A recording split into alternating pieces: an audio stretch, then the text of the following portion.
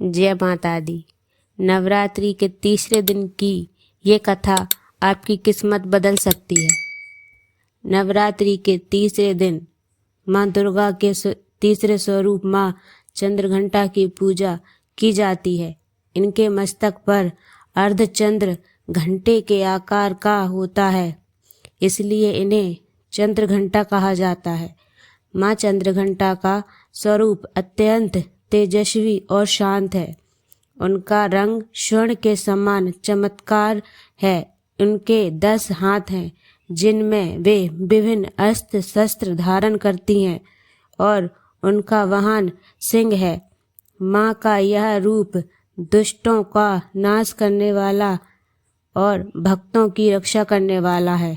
पौराणिक कथा के अनुसार जब भगवान शिव और माता पार्वती का विवाह तय हुआ, तब भगवान शिव अपने गणों के साथ बारात लेकर पहुँचे।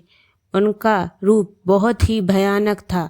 शरीर पर भस्म, गले में सर्प और साथ में भूत प्रेत।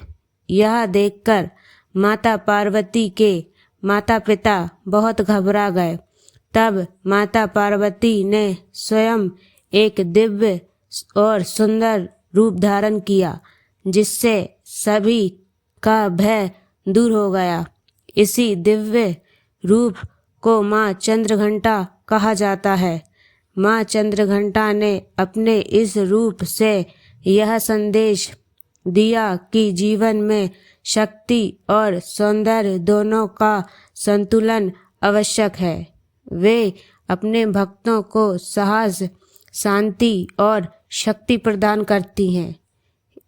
एक अन्य कथा के अनुसार जब असुरों का अत्याचार बढ़ गया, तब माँ चंद्रघंटा ने युद्ध का रूप धारण किया।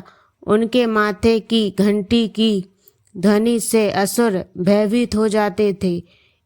उस ध्वनि में इतनी शक्ति थी कि दुष्टों का नाश हो जाता था। माँ चंद्रघंटा की कृपा से सभी प्रकार के कष्ट दूर हो जाते हैं। जो भी भक्त सच्चे मन से उनकी पूजा करता है, उसे भय, चिंता और दुखों से मुक्ति मिलती है। उनकी आराधना से मन में शांति आती है और आत्मविश्वास बढ़ता है। माँ अपने भक्तों की हर मनोकामना पूरी करती है। नवरात्रि के तीसरे दिन माँ चंद्रघंटा की पूजा करने से भक्तों को साहस, वीरता और निर्भरता प्राप्त होती है। उनके आशीर्वाद से जीवन में सकारात्मक ऊर्जा का संचार होता है। इस दिन विशेष रूप से दूध और उससे बने पदार्थ का भोग लगाया जाता है। ऐसा करने से माँ प्रसन्न होती हैं और सुख समृद्धि का आशीर्वाद देती हैं।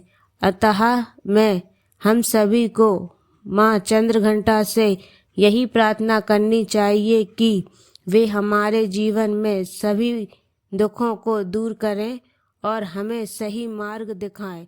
जय माता दी।